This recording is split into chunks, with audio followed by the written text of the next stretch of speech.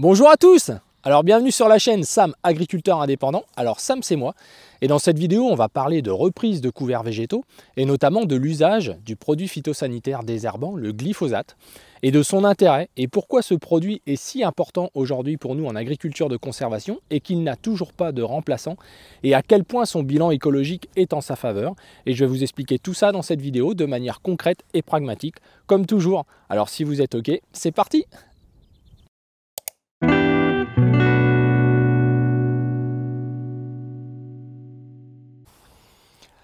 Alors en ce dimanche matin plutôt frisqué, on va parler du glyphosate, ce fameux désherbant tellement controversé pour de mauvaises raisons qu'on a du mal à comprendre qu'on en soit arrivé là.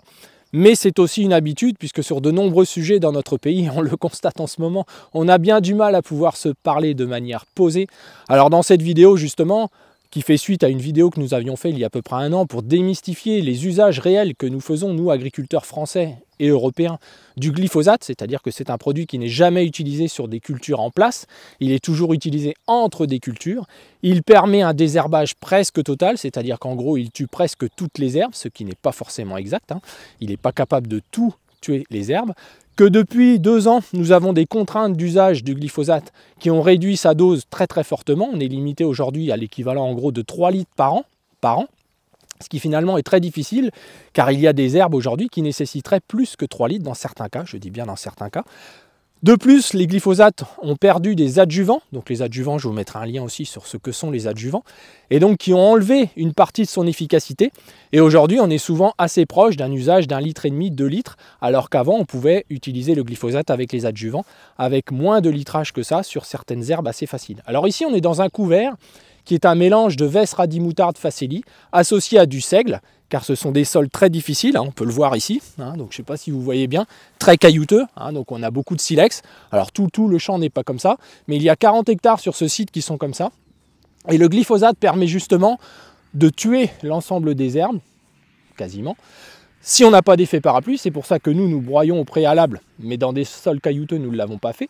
Donc nous broyons au préalable pour pouvoir atteindre les mauvaises herbes en dessous, ce qui nous permet ensuite d'arriver dans un champ qui est propre, qui n'a pas de mauvaises herbes, et que si on en limite le travail du sol, on ne va pas en faire relever beaucoup. Donc le glyphosate, au-delà de son aspect immédiat et de son intérêt technique sur la destruction des mauvaises herbes, qui demanderait plusieurs passages d'outils pour ne même pas les tuer complètement, parce que l'intérêt du glyphosate, c'est qu'il tue les plantes jusqu'aux racines, et qu'en gros, on en est débarrassé. Si ce sont notamment des plantes à rhizome ou des plantes ce qu'on appelle vivaces, on a une vraie destruction. Parfois, il faut l'associer à d'autres produits pour y arriver, car comme je le disais, le glyphosate ne tue pas 100% des mauvaises herbes, mais son réel intérêt, il est là. Que par le travail du sol, on ne tue pas vraiment les plantes, on les tue sur l'année N, en quelque sorte, c'est-à-dire qu'en gros, on va avoir un effet sur la plante là pour pouvoir implanter une culture, mais on va passer 2-3 passages d'outils au minimum, ce que connaissent nos amis en agriculture biologique, et ce qui est, pour moi, le frein du développement de l'agriculture biologique. Et j'avais dit une fois de manière provocante, et je le redis à nouveau, si le glyphosate était autorisé en agriculture biologique, que ce soit le seul produit chimique de synthèse qui soit autorisé, ce serait un progrès énorme pour transférer l'ensemble de l'agriculture européenne vers l'agriculture biologique, car le glyphosate apporterait une réponse dans la durée. Car c'est la deuxième réponse de ce produit, c'est qu'au-delà de son aspect d'efficacité immédiat, il a un réel aspect sur l'après. C'est-à-dire qu'en gros, sur la culture suivante, on va pouvoir économiser des produits phytosanitaires. Et ça, c'est pas rien, car le glyphosate n'est pas toxicologiquement classé. Ça, c'est très important de le dire, ce qui n'est pas forcément le cas des autres désherbants qui sont utilisés, eux, sur les cultures.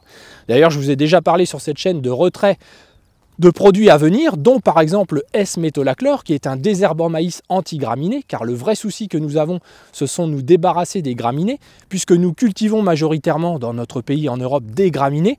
Évidemment, les mauvaises herbes graminées nous posent problème, car on a du mal à les éliminer. Il faut donc des produits qui soient sélectifs, qui ne tuent pas notre culture et qui tuent les graminées adventices. Le glyphosate, lui, n'est pas capable, il tue l'ensemble des cultures, enfin l'ensemble des cultures, l'ensemble des mauvaises herbes. Et donc ça, c'est un vrai souci si on supprime des antigraminées sélectifs, justement, comme le S-métolachlore, par exemple. Je donne l'exemple concret, puisque là, ici, ça va être pour un semis de tournesol, mais nous avons d'autres parcelles sur les 45 hectares ici de couverts comme ça, qui sont pour du maïs.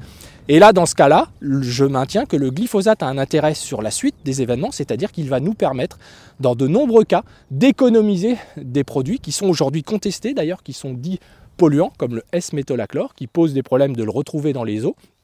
Et au final, il va falloir que l'on choisisse, c'est-à-dire qu'aujourd'hui, si un produit comme le glyphosate permet par la suite d'économiser des produits bien plus dangereux qui, eux, sont classés toxicologiquement, là, on peut se poser des vraies questions de logique et de pragmatisme. Donc aujourd'hui, la balance écologique du glyphosate est réellement en sa faveur pour plusieurs points. Le premier point, c'est le côté immédiat de ne pas avoir de travail de sol à faire. Vous vous doutez bien que ça, c'est très très important.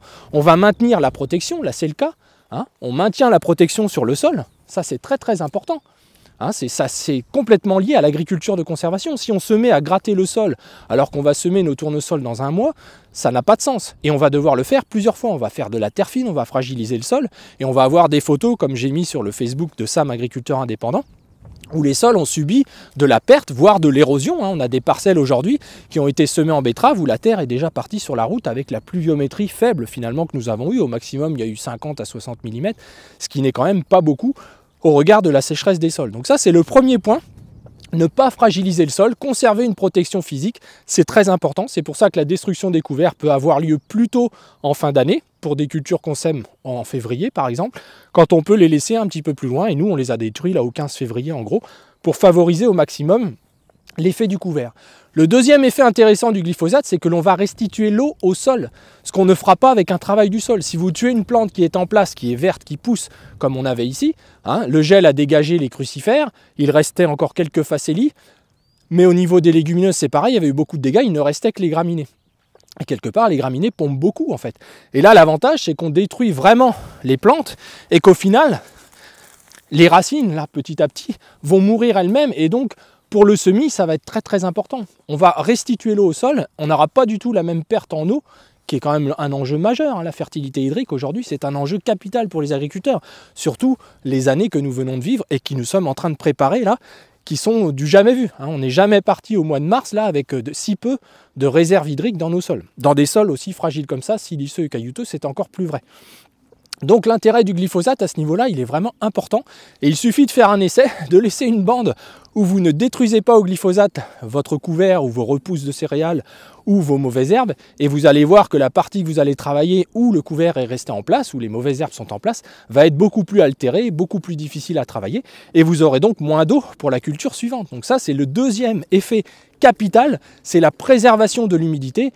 Et je ne parle pas donc du premier effet par l'élimination du travail du sol qui évitera tous les effets de gaz à effet de serre, les pertes de CO2, etc. Donc le bilan par rapport à ces deux points, il est capital. Et puis le troisième, dont j'ai commencé à aborder tout à l'heure l'effet, c'est l'économie sur les produits plus coûteux. Hein. Il est clair qu'aujourd'hui, un glyphosate, il a augmenté. Nous, cette année, on l'a payé 7,80 €. Il valait 2,80 € l'année d'avant. Hein. Donc, on a une évolution liée, entre guillemets, à la crise. Hein. Vous êtes bien d'accord avec ça. Mais par contre, on va économiser des produits qui coûtent, eux, 25 ou 30 € du litre, hein, enfin de l'hectare. On va plutôt parler de l'hectare, ce sera plus logique. Qui ont donc des conséquences économiques, mais aussi sur l'environnement, puisque ces produits sont plus dangereux et plus classés que le glyphosate qui, lui, je le rappelle, n'a pas de classement toxicologique, n'en déplaise aux détracteurs. Donc, on ne dit pas que c'est un produit voilà, magique, etc. Mais en tout cas, son effet sur l'environnement, pour nous, il est beaucoup plus positif qu'il n'y paraît. D'ailleurs, on voit souvent du gibier dans des sols glyphosatés.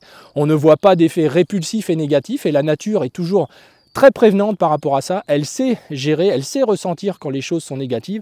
Et ça n'est pas le cas. Sur l'aspect sol, j'en ai déjà parlé, mis à part le blocage des champignons et des bactéries temporaires, mais là, ce n'est pas le cas. On n'a pas touché le sol à cette époque de l'année quand on traite des couverts végétaux qui sont, comme ici, bien répartis et qui ont été plutôt une belle réussite, on va dire. Donc, on a un produit qui ne touche pas le sol. C'est ça l'intérêt. C'est ça l'intérêt. Et je rappellerai aussi que l'on ne retrouve pas du glyphosate dans les eaux, on retrouve ces métabolites qui sont les les transformations de ce produit par la dégradation du sol, donc qui mange en fait le produit pour le dégrader totalement. Et il reste des métabolites que l'on retrouve avec des niveaux de détection tellement faibles qu'évidemment on peut retrouver tout, même du liquide vaisselle, même n'importe quoi, on va le retrouver si on le cherche. Et aujourd'hui on ne cherche quasiment que les molécules agricoles dans les eaux, il faut le signaler, à ce niveau de détection de 0,1 microgramme par litre, je le rappelle, qui ne sont pas le niveau de nocivité d'un glyphosate, qui sont de plusieurs milligrammes par kilo, il faut le savoir, ça existe, et c'est aujourd'hui pour ça d'ailleurs que l'ANSES est contesté. Vous allez voir dans les semaines à venir, un rapport va sortir, des comités scientifiques remettent en cause la partialité, mais aussi la compétence de l'ANSES. Et il est vrai que ça remonte bien plus haut, et j'aurai l'occasion d'en parler dans une vidéo sur la formation, sur l'école. Aujourd'hui, ça va jusqu'à l'école, dans nos écoles d'ingénieurs, dans nos lycées, dans les formations de nos futurs agriculteurs, mais aussi de ceux qui entourent le monde agricole. On a une espèce d'idéologie bien ancrée contre l'usage des produits phytosanitaires, quels qu'ils soient, sans aucune réflexion pragmatique. Aujourd'hui, il faut rester pragmatique, et aujourd'hui, clairement, le glyphosate apporte un bilan environnemental en sa faveur, à défaut de faire mieux. Comme la voiture électrique est une transition, est une sorte de transition entre quelque chose qui sera beaucoup plus écologique, beaucoup mieux que ce qu'on a aujourd'hui. La voiture électrique a un bilan écologique qui n'est pas bon du tout. Le glyphosate, c'est l'inverse. À l'usage d'un produit ici à 2 litres hectare, quand on voit l'intérêt que ça a, on a dépensé 14 € en gros, comme je le disais, plus le coût du passage, on a dépensé 25 €. Et aujourd'hui, on a un sol qui va être prêt à semer. Alors la différence, c'est que nous, on va quand même être obligé de le travailler. Pourquoi? Et ça fait partie un petit peu de l'explication de la reprise. C'est qu'on a des cailloux ici, de manière importante, pas dans tout le champ de manière égale, et qu'avec le semoir monograine, même s'il est équipé pour semer en direct, etc., on aura du mal à déplacer ces cailloux pour pouvoir implanter dans la terre, que notre graine lève et qu'on n'ait pas de perte de pied. Ici, pour du tournesol, ça va déjà pas être facile dans ce type de sol. Donc c'est là justement qu'on peut envisager un travail du sol qui soit le plus réduit possible, mais le plus efficace pour faire un tout petit peu de terre et pouvoir après déplacer les cailloux qui seront un petit peu sortis de terre par le travail du sol. Alors c'est là qu'on va réfléchir en fonction des conditions, si on utilise la dent ou l'outil à disque que nous avons parlé dans la vidéo précédente, que vous êtes plus de 10 000 à avoir vu en quelques jours, donc ça me confirme que le matériel c'est vraiment le nerf de la guerre aujourd'hui en agriculture. Alors on a du mal à parler de technique pourtant, et que ça n'était qu'un exemple, et que justement si on n'a pas vu les autres vidéos, on ne peut peut-être pas comprendre le raisonnement qu'il y a eu sur l'achat de ce matériel, qui ne sont que des moyens, je le rappelle, pour atteindre des objectifs. Donc ici justement, dans des sols caillouteux comme ça, peut-être que cet outil à disque nous apportera de simplement faire un petit travail sans ressortir de cailloux, mais juste bien les déplacer, faire suffisamment de terre fine pour venir semer directement au monograine. L'option strip-till, donc qui est un outil localisé pour pouvoir semer sur ce travail de déplacement des résidus et de surélévation un petit peu de l'endroit où on va semer au semoir monograine, je le rappelle, donc pour tout ce qui est tournesol, betterave et maïs par exemple, le strip-till peut être adapté, mais au printemps on se rend compte que c'est plutôt compliqué, donc on aura l'occasion de faire une vidéo sur ce sujet, mais c'est quelque chose qui dans des sols caillouteux pourra apporter une réponse. Mais c'est encore un gros investissement spécifique, et moi aujourd'hui je n'arrive pas à le justifier économiquement sur mon entreprise, mais j'avoue qu'un jour si je deviens beaucoup plus riche, peut-être que ce sera un plaisir et un luxe absolu d'avoir ce type d'outil en plus comme moyen, comme corde supplémentaire à son arc pour justement permettre de ne pas travailler l'ensemble de la surface du sol, ce qui va sûrement être obligatoire ici. Mais il faut reconnaître qu'on est là dans un champ particulièrement caillouteux, qui donc est assez compliqué en général, mais ça se travaille vraiment tout seul. Depuis 13 ans maintenant que ça n'est pas labouré, c'est plus du tout la même chose que par le passé. On avait vraiment le sentiment que les cailloux étaient là que pour déchirer les pneus et user le matériel. Donc voilà, donc l'intérêt du glyphosate, il est vraiment là. Il est vraiment de détruire des plantes qui finalement, demain, dans les cultures, deviennent des vraies menaces, dans la durée, quand ce sont des vivaces notamment. Il faut savoir qu'il y a des agriculteurs aujourd'hui qui ne se sortent plus de certaines mauvaises herbes, et le glyphosate est un moyen vraiment clair et efficace de pallier à ça et d'économiser des produits par la suite. Alors je donnerai un dernier exemple pour conclure, c'est que parfois lorsque les plantes sont prêtes à lever, donc là par exemple le tournesol ou le maïs ou la betterave, on peut utiliser une toute petite dose de glyphosate avec le premier désherbage que l'on va faire, qui est un désherbage souvent racinaire, qui se fait juste avant la levée de la culture. Et en général, il y a déjà des mauvaises herbes de levée, et ce petit coup de glyphosate-là, à faible dose, à 0,5 à 1 litre maximum, permet vraiment une efficacité sur l'ensemble de la suite des événements, puisqu'en fait, on a détruit les mauvaises herbes avant que la culture ne sorte, donc on peut encore utiliser le glyphosate. Donc, C'est très important d'avoir conscience de ça, car si demain l'Europe venait être la seule, ou pourquoi pas même que la France, parce qu'on en est capable, à décider l'interdiction du glyphosate, ce serait une remise en cause grave de tout le travail qui est fait vers un sol plus solide, vers une conservation justement de ces sols qui sont plutôt en dégradation à l'échelle globale et mondiale. Et on aurait vraiment un intérêt à ne pas faire cette décision-là en attendant de trouver des solutions et non pas, sans pouvoir en parler, un peu comme à l'Assemblée nationale, rester vraiment dans un schéma de discussion pragmatique, même si tout le monde est conscient qu'on est en attente. Et d'ailleurs, les mesures qui ont été mises en place à l'encontre du glyphosate, c'est-à-dire réduction du litrage maximum 3 litres hectare, donc je vous le rappelle, 3 litres c'est très très vite consommé, vous utilisez 2 litres ici et peut-être 0,5 à 1 litre juste avant le semis, de toute l'année vous ne pouvez plus en utiliser. Donc ça c'est vraiment quelque chose qui n'est déjà plus adapté aux vrais besoins des agriculteurs, parce que le glyphosate d'aujourd'hui, je le rappelle, n'est pas celui d'hier. La deuxième des choses, c'est que les laboureurs n'ont plus le droit d'utiliser le glyphosate. Sur le terrain, ce n'est pas forcément ce que l'on observe, et pourtant ce serait logique. Si on vient ici labourer, j'aurais pu laisser mon couvert en place, c'était pas un souci, voire le mulcher avant, enfin je ne sais pas quoi faire comme démarche, mais on est moins l'indispensabilité, le côté indispensable du glyphosate est moins avéré. Voilà. Donc encore une fois, si on en discute pragmatiquement, c'est un vrai progrès le glyphosate, et de voir peut-être des champs comme ça, au lieu pour certains de leur mettre la tête à l'envers et les cheveux tout debout sur la tête, ils devraient se dire que c'est plutôt quelque chose de positif. On n'a jamais observé que ça faisait fuir la vie du sol, les vers de terre. Ils interviennent toujours autant quand il y a du glyphosate. Vous avez vu les vidéos chez nous, on utilise du glyphosate tous les ans, pas sur toutes les parcelles mais presque, parce qu'on évite le travail du sol et on ne peut pas être à 45 à 50 litres de GNR à l'hectare sur les 240 hectares et ne pas utiliser le glyphosate. Si demain il n'y a plus de glyphosate, on remet tout en cause à plat, et moi je vous le dis honnêtement, je le dirai sur YouTube, il y aura une ferme à reprendre. C'est clair et net, je ne reviendrai pas en arrière, je ne remettrai pas en cause tout ce travail parce que les preuves sont là. On a observé, on a vu, et ceux qui vont voir peuvent dire que ça va dans le bon sens de toute façon.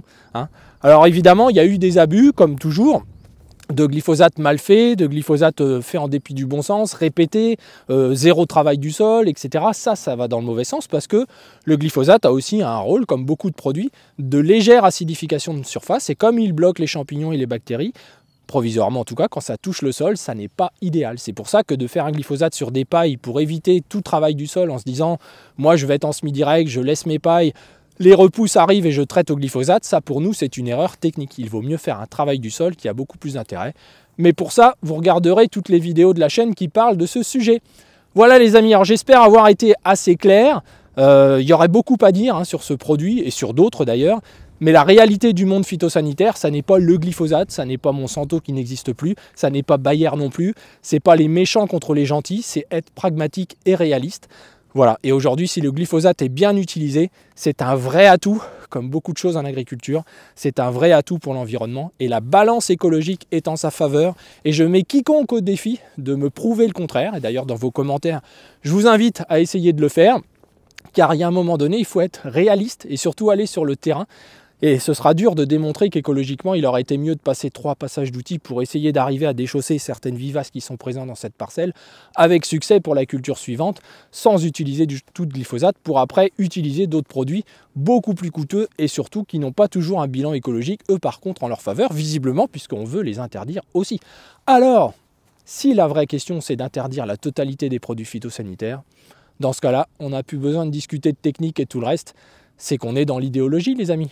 Voilà, mais je ne pense pas qu'on en est là, bien entendu. On est là pour échanger.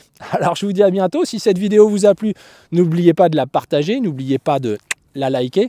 Et voilà, et abonnez-vous si ce n'est pas encore fait. Alors je vous dis à très bientôt dans une prochaine vidéo.